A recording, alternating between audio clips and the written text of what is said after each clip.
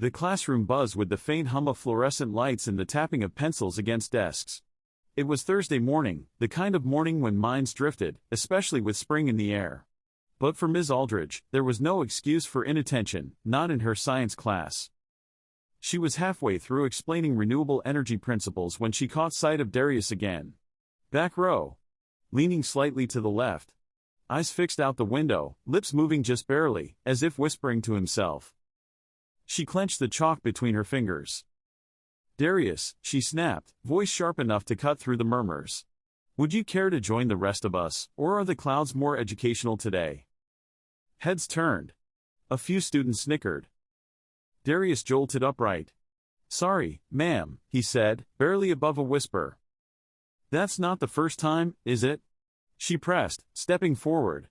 "You've been drifting off all week. If you don't want to participate, maybe you'd prefer detention?" He shook his head. "No, ma'am." "Then I suggest you focus. Final projects are coming, and this material won't explain itself." Darius nodded quickly, but his face had fallen. His shoulders sank as he opened his notebook, flipping to a clean page. Ms. Aldridge turned back to the board. But something unsettled her. She'd seen students zone out before, boredom, sleepiness, even attitude. But this wasn't that.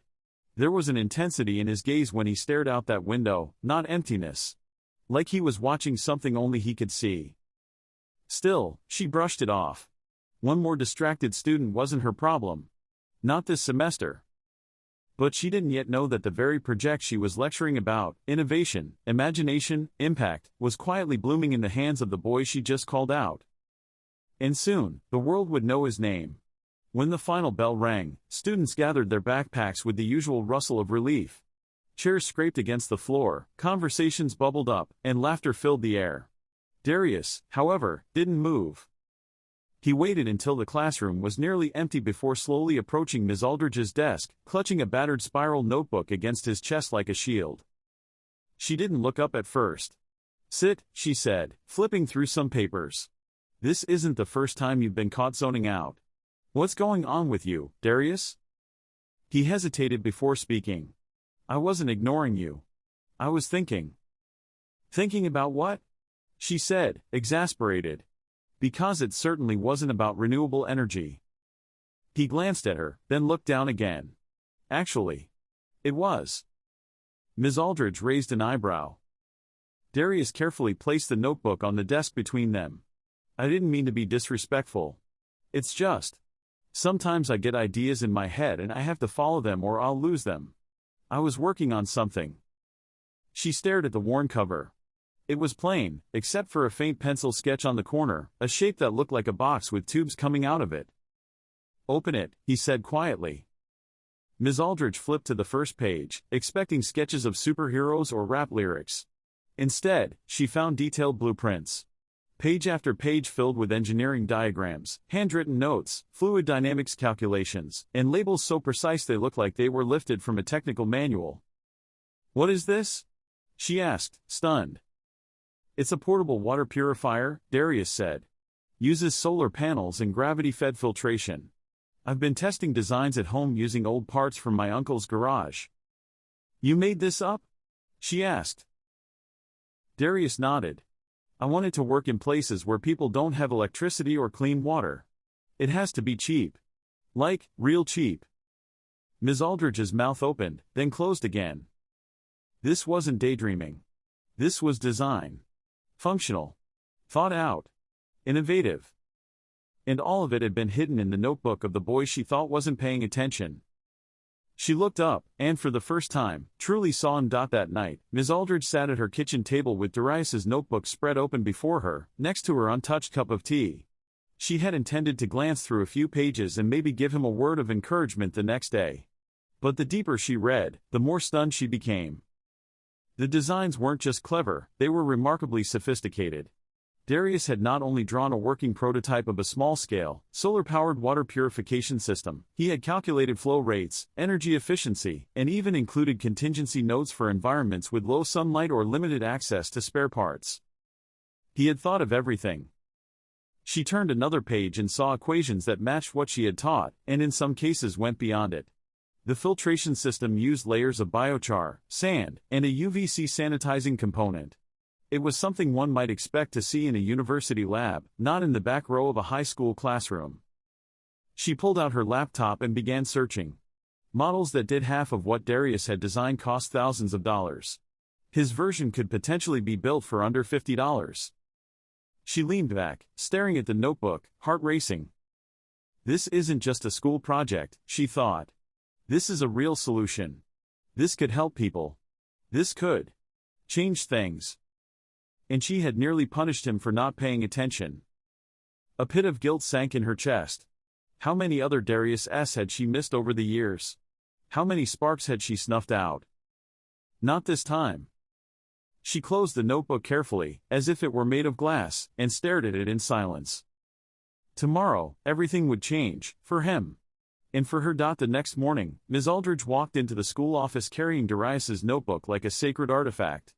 Her usual calm was replaced by an unusual urgency, even the secretary noticed. "You okay, Ms. Aldridge?" the woman asked. She nodded. "Is Principal Green in?" 5 minutes later, she was seated across from the principal's desk, notebook open between them. Mr. Green, a tall man with silver hair and a strict demeanor, leaned in to study the pages. "These are his?"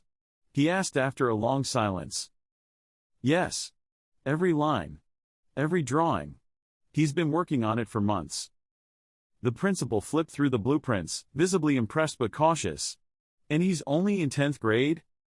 He's been building it from scraps. Testing water samples. It's a fully conceptualized purification unit, solar-powered, low-cost, and scalable. He even solved a common UV sanitization problem I've seen trip up grad students." Mr. Green sat back, eyebrows raised. "You think it's original?" "I know it is. I spent 2 hours researching it last night. There's nothing like it in the current market." He tapped the desk thoughtfully. "What do you want to do?" She took a breath. "Submit him for the Regional Science Expo. Maybe even higher. But he'll need access to the school lab. Resources. Mentorship."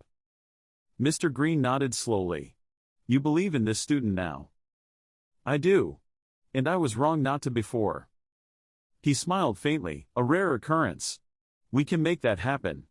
But I want you to be his advisor. Take the lead." Ms. Aldridge looked down at the sketches once more and nodded. "I'll do more than that. I'm going to make sure the world sees what I almost missed." Outside the office, the school day buzzed on, bells ringing, lockers slamming. But for one student and one teacher, everything was already beginning to shift. The day of the Regional Science Expo arrived, and Darius stood quietly next to his booth, wearing a button-down shirt that didn't quite fit and shoes a little too big, borrowed from his cousin. But next to him, his invention gleamed. The prototype, now fully constructed with the help of the school's lab and a modest grant, looked sleek but simple. A clear cylinder housed the filtration components, topped with a compact solar panel. It was mounted on a lightweight stand, and a small faucet extended from the base. A placard read, "Clean water, anywhere." Designed by Darius Hill. The other students had impressive displays, colorful posters, robotic arms, apps. But when people pass Darius's table and read the words "purifies up to 10 gallons per day using sunlight and gravity," they paused. The judges came, clipboard in hand. "Walk us through it," said one, a woman in a tailored navy suit with MIT credentials hanging from her neck. Darius swallowed hard and launched into the explanation. His voice trembled at first, but once he spoke about filtration stages, the use of biochar, and the UV sterilization component, he settled into confidence. His eyes lit up with each sentence. He wasn't just explaining, he was sharing something that mattered. A judge leaned in. "Where did you get this design?" "I built it myself," Darius said.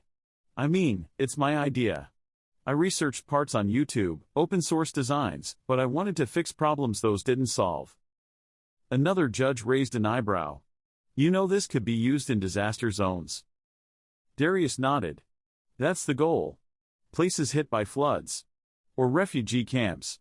It has to be portable. Affordable." Ms. Aldridge, watching from a few feet away, felt a tightness in her chest. This boy she once reprimanded for staring out the window was now holding the attention of scientists, engineers, and professors, and they weren't patronizing him. They were taking notes. 3 days after the expo, Darius was in the middle of algebra class when the school secretary knocked on the door. "Darius Hill? You're needed in the main office." The class oohed and teased him as he gathered his things, but he walked out with a calm stride, used to being called in, though never for anything like this. Waiting in the office were Ms. Aldridge, Principal Green, and a man in a dark gray suit he didn't recognize. The stranger stood and extended his hand. "Darius Hill, I'm Dr. Felix Landon. I work with the National Institute of Youth Innovation. We were at the Science Expo." Darius blinked, barely able to speak. "Oh. Your project," Dr. Landon continued, "is the most impressive design we've seen this year. Not just for your age group, period. We've shown your prototype to our clean tech division. They're interested." Ms. Aldridge gave him a gentle smile. "You are being invited to present at the Global Youth Engineering Forum in Washington, D.C., Dr. Landon said. "All expenses paid. You'll be on a panel with students from around the world, and a few from MIT and Stanford." Darius's eyes widened. "Me? You? And there's one more thing," Dr. Landon added. "Our lab wants to partner with you to refine the design. If you agree, we'll assign you a mentor and begin patent assistance. It's still your invention, we just want to help make it real." For a long moment, Darius couldn't speak. His heart pounded like a drum. All he could do was nod. When Dr. Landon left, Ms. Aldridge pulled him aside. "I'm proud of you," she said quietly. "You didn't just prove me wrong. You reminded me why I became a teacher." And for the first time since he'd handed over that old notebook, Darius smiled, fully, openly. The lights in the Washington, D.C. auditorium were blinding, and the room was packed. Delegates, professors, engineers, press, all gathered for the Global Youth Engineering Forum. Flags from 30 countries lined the back wall. Banners read, "Tomorrow's Inventors. Today's Voices." Darius stood on stage behind a sleek podium, his prototype gleaming beside him. Cameras flashed. He adjusted the mic and took a breath. "My name is Darius Hill. I'm 16 years old, and I come from a small town where clean water isn't always something people think about. But it should be, because in a lot of places around the world, people die from not having it." He paused. The room was silent.